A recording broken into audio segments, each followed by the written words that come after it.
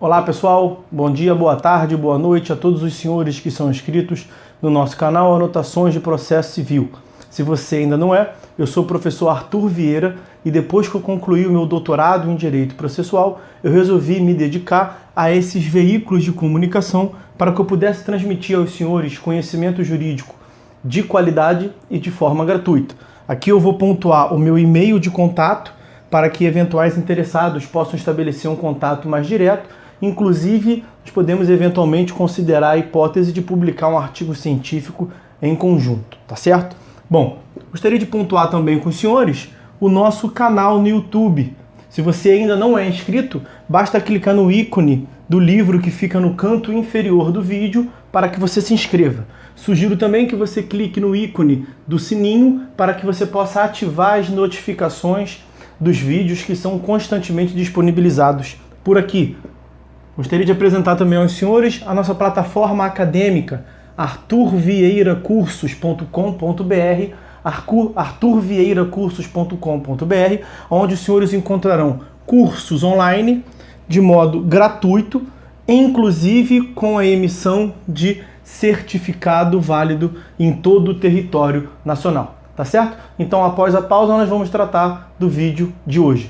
Então, meus amigos, no vídeo de hoje, dando continuidade ao nosso curso de processo civil, especificamente aqui no nosso módulo do procedimento comum, eu quero ver com os senhores, nós veremos a terceira providência preliminar. Estamos vendo, portanto, as providências preliminares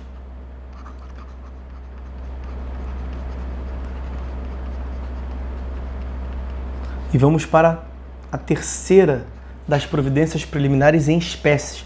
Recordando que na primeira aula de providências preliminares, quando eu apresentei as noções gerais, eu justamente vi com os senhores que tem diversas outras providências preliminares que não estão aqui nesse capítulo do Código, o que eu chamo de providências preliminares atípicas. E aí essas providências preliminares atípicas são estudadas no momento adequado do curso. Tá? Aqui nós vamos seguir o código, vamos ver as providências preliminares tratadas nesse capítulo. A terceira e última, portanto, que é o que nós estamos vendo aqui, é o saneamento.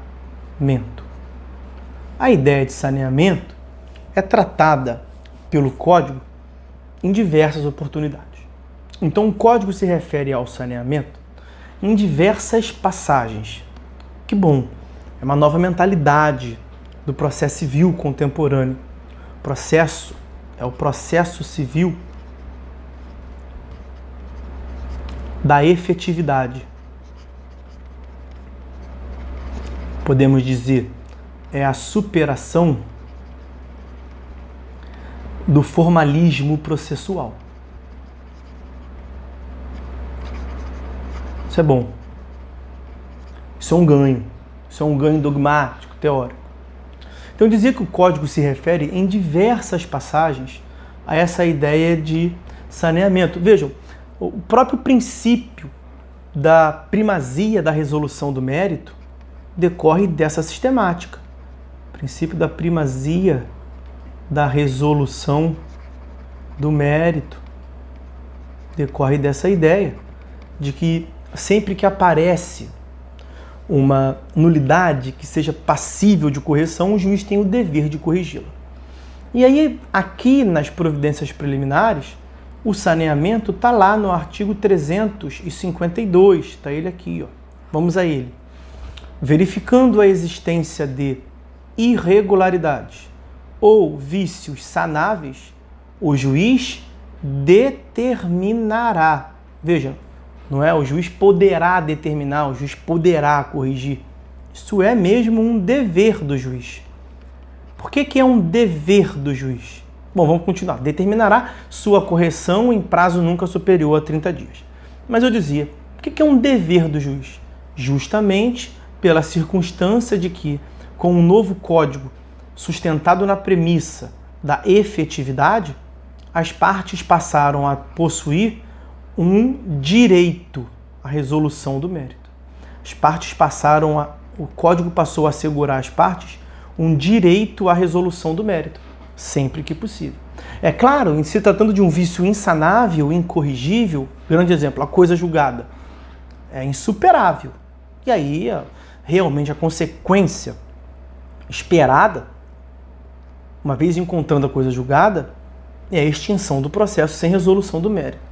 As hipóteses lá do artigo 485, chamadas sentenças terminativas, sentenças que não analisam o mérito, são tratadas pela doutrina como sentenças anômalas. Sentenças que devem ser excepcionais. Por que excepcionais?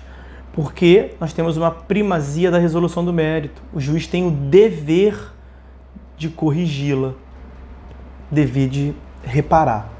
Perceba que o artigo 4º do CPC, esse princípio da primazia da resolução do mérito, olha lá, artigo 4º, artigo 6º do CPC, falam na sua redação justamente dessa ideia de que o juiz, em tempo razoável, vai proferir uma decisão de mérito efetiva, fala de efetividade e fala de mérito. Artigo 4º e artigo 6º, muito importante.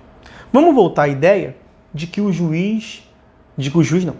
código em várias passagens fala desse dever de sanabilidade, de saneamento, de correção do vício.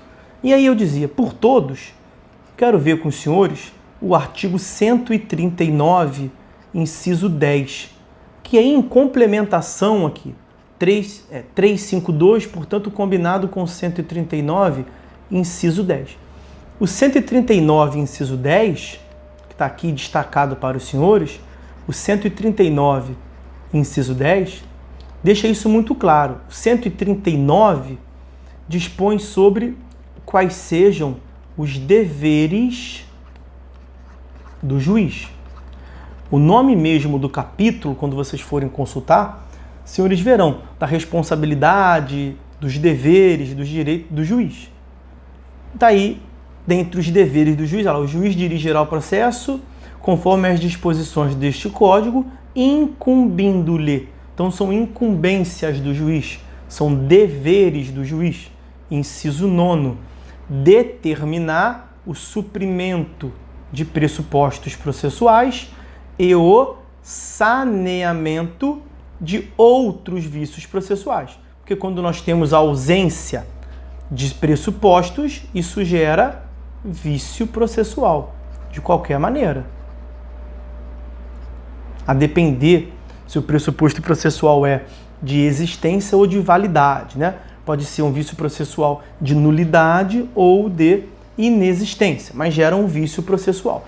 Então o juiz tem sempre o dever de sanear, corrigir os vícios processuais. Essa é justamente a ideia de saneabilidade, de correção. Veja que isso se repete no 357, inciso 1º. 357 que trata da decisão de organização